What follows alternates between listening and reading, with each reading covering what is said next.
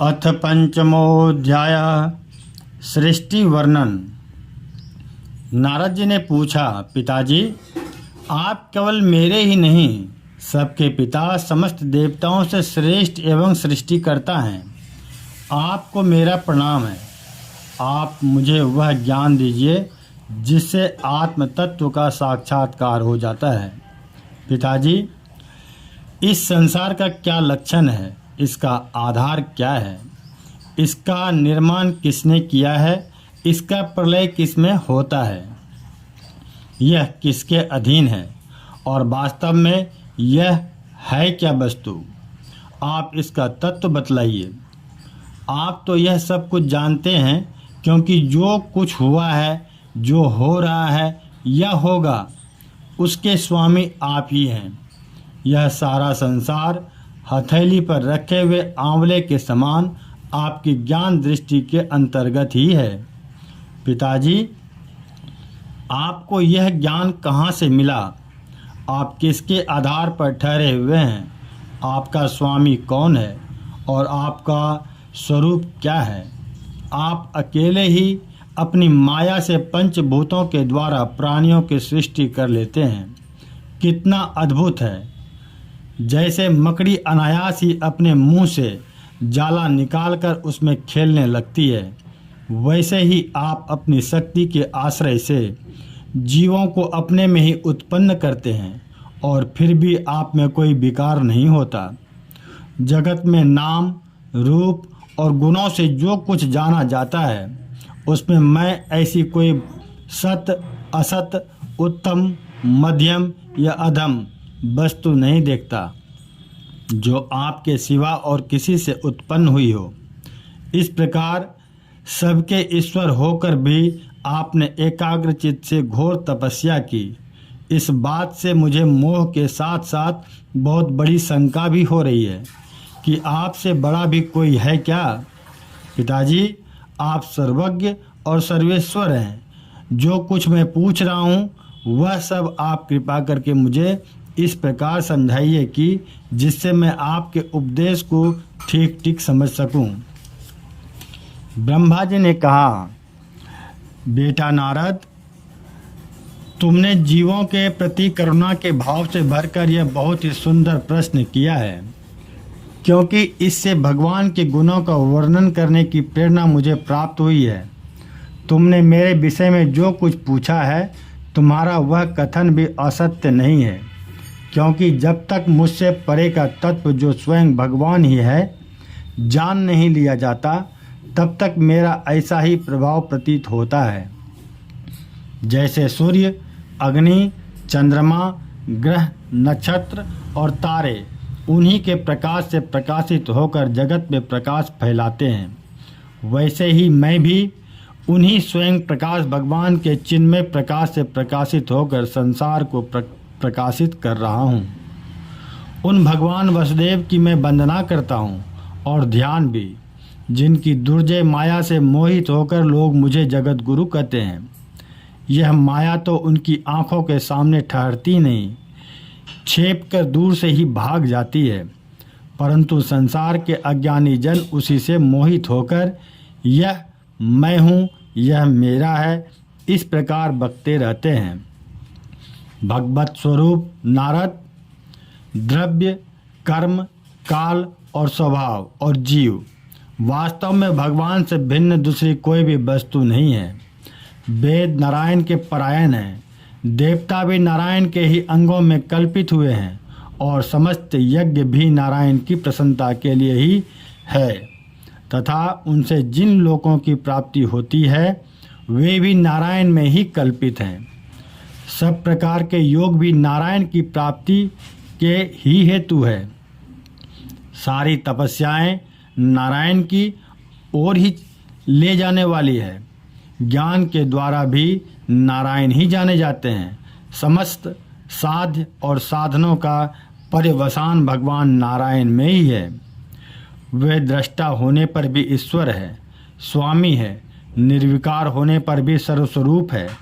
उन्होंने ही मुझे बनाया है और उनकी दृष्टि से ही प्रेरित होकर मैं उनके इच्छानुसार सृष्टि रचना करता हूँ।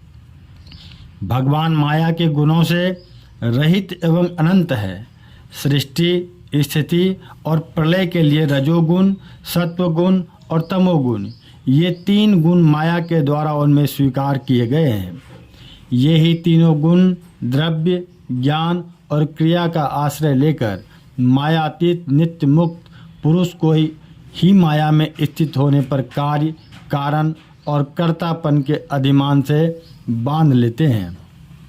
नारद इंद्रियातीत भगवान गुणों के इन 3 आवरणों से अपने स्वरूप को भली भांति ढक लेते हैं, इसलिए लोग उनको नहीं जान पाते। सारे संसार के ओर मेरे भी एक स्वामी वे ही हैं। मायापति भगवान ने एक से बहुत होने की इच्छा होने पर अपनी माया से अपने स्वरूप में स्वयं प्राप्त काल, कर्म और स्वभाव को स्वीकार कर लिया। भगवान की शक्ति से ही काल ने तीनों गुणों में क्षोभ उत्पन्न कर दिया, स्वभाव ने उन्हें रूपांतरित कर दिया और कर्म ने महतत्व को जन्म दिया। रजोगुण और सत्वगुण की वृद्धि होने पर महत्व का जो विकार हुआ, उससे ज्ञान, क्रिया और द्रव्य रूप तमह प्रधान विकार हुआ। वह अहंकार कहलाया और विकार को प्राप्त होकर 3 प्रकार हो गया। उसके भेद हैं वैकारिक, तेजस और तामस। नारद जी, वे क्रमशः ज्ञान शक्ति, क्रिया शक्ति और द्रव्य शक्ति प्रधान है। जब 5 महाभूतों के कारण रूप तामस अहंकारों में विकार हुआ, तब उससे आकाश की उत्पत्ति हुई। आकाश की तन्मात्रा और गुण शब्द है। इस शब्द के द्वारा ही दृष्टा और दृश्य का बोध होता है। जब आकाश में विकार हुआ, तब उससे वायु की उत्पत्ति हुई। उसका गुण स्पर्श है। अपने कारण का गुण आ जाने से वह शब्द वाला भी है।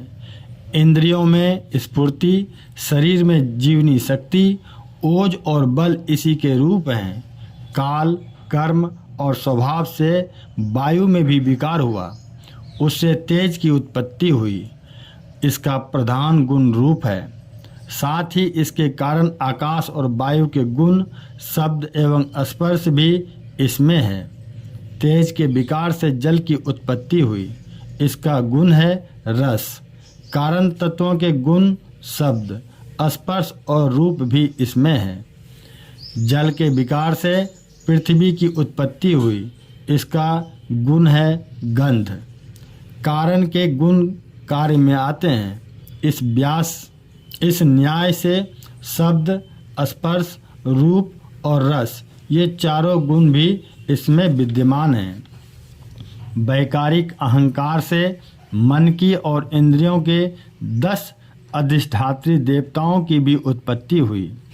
उनके नाम हैं दिशा, वायु, सूर्य, वरुण, अश्वनी कुमार, अग्नि, इंद्र, विष्णु, मित्र और प्रजापति।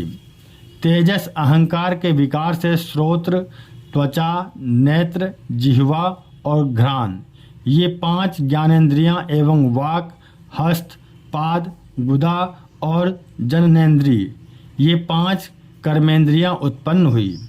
साथ ही ज्ञान शक्ति रूप बुद्धि और क्रिया शक्ति रूप प्राण भी तेजस अहंकार से ही उत्पन्न हुए। श्रेष्ठ ब्रह्मविद, जिस समय ये पंचभूत, इंद्रिय, मन और सत्व आदि तीनों गुण परस्पर संगठित नहीं थे, तब अपने रहने के लिए भोगों के साधन रूप शरीर की रचना नहीं कर सके। जब भगवान ने इन्हें अपनी शक्ति से प्रेरित किया, तब वे तत्व परस्पर एक दूसरे के साथ मिल गए और उन्होंने आपस में कार्य कारण भाव स्वीकार करके व्यष्टि, समष्टि रूप, पिंड और ब्रह्मांड दोनों की रचना की। वह ब्रह्मांड रूप अंडा 1 सहस्त्र वर्ष तक निर्जीव रूप से जल में पड़ा रहा। फिर काल, कर्म और स्वभाव को स्वीकार करने वाले भगवान ने उसे जीवित कर दिया। उस अंडे को फोड़कर उसमें से वही विराट पुरुष निकला, जिसकी जंघा, चरण, भुजाएं, नेत्र, मुख और सिर सहस्त्रों की संख्या में है। विद्वान पुरुष उसी के अंगों में समस्त लोक और उनमें रहने वाली वस्तुओं की कल्पना करते हैं। उसकी कमर से नीचे के अंगों में सातों पताल की और उसके पेड़ू से ऊपर के अंगों में सातों स्वर्ग की कल्पना की जाती है। ब्राह्मण इस विराट पुरुष का मुख है, भुजाएं क्षत्रिय, जांघों से वैश्य और पैरों से शूद्र उत्पन्न हुए हैं। पैरों से लेकर कटी पर्यंत सातों पाताल तथा भूलोक की कल्पना की गई है। नाभि में भूलोक की, हृदय में स्वर्गलोक की और परमात्मा के वक्ष स्थल में महलोक की कल्पना की गई है। उसके गले में जनलोक, दोनों स्तनों में तपोलोक और मस्तक में ब्रह्मा का नित्य निवास स्थान सत्यलोक है। उस विराट पुरुष की कमर में अतल, जांघों में बीतल, घुटनों में पवित्र सूतल लोक और जंघाओं में तलातल की कल्पना की गई है। एड़ी के ऊपर की गांठों में महातल, पंजे और एड़ियों में रसातल और तालुओं में पाताल समझना चाहिए। इस प्रकार विराट पुरुष सर्वलोकमय है। विराट भगवान के अंगों में इस प्रकार भी लोकों की कल्पना की जाती है कि उनके चरणों में पृथ्वी है, नाभि में भूलोक है और सिर में स्वर्गलोक है। इस तरह से श्रीमद् भागवत महापुराण के द्वितीय स्कंद का 5वां अध्याय समाप्त हुआ। श्री भागवत भगवान की है आरती, पापियों को पाप से है तारती। श्री भागवत भगवान की है आरती, पापियों को पाप से है तारती। ये अमर ग्रंथ, ये मुक्ति पंथ, ये पंचम वेद निराला, नव ज्योति जगाने वाला। हरि नाम यही, हरि धाम यही, यही जग मंगल की है आरती। पापियों को पाप से है तारती। श्री भागवत भगवान की है आरती, पापियों को पाप से है तारती। ये शांति गीत पावन पुनीत, पापों को मिटाने वाला, हरि दरस दिखाने वाला। यह सुख करनी, यह दुख हरने, श्री मधुसूदन की है आरती। पापियों को पाप से है तारती। श्री भागवत भगवान की है आरती, पापियों को पाप से है तारती। ये मधुर बोल जग फंद खोल, सन्मार्ग दिखाने वाला, बिगड़ी को बनाने वाला। श्री राम यही, घनश्याम यही, प्रभु की महिमा की है आरती। पापियों को पाप से है तारती। श्री भागवत भगवान की है आरती, पापियों को पाप से है तारती। कर्पूर गौरं करुणावतारं, संसार सारं भुजगेन्द्रहारं, सदा वसन्तं हृदयारविन्दे, भवं भवानी सहितं नमामि। त्वमेव माता च पिता त्वमेव, त्वमेव बन्धु च सखा त्वमेव, त्वमेव विद्या द्रविणं त्वमेव, त्वमेव सर्वं मम देवदेव। हरे कृष्ण कृष्ण कृष्ण हरे हरे, हरे राम राम राम हरे हरे। हरे कृष्ण कृष्ण कृष्ण हरे हरे, हरे राम राम राम हरे हरे। हरे कृष्ण कृष्ण कृष्ण हरे हरे, हरे राम राम राम हरे हरे।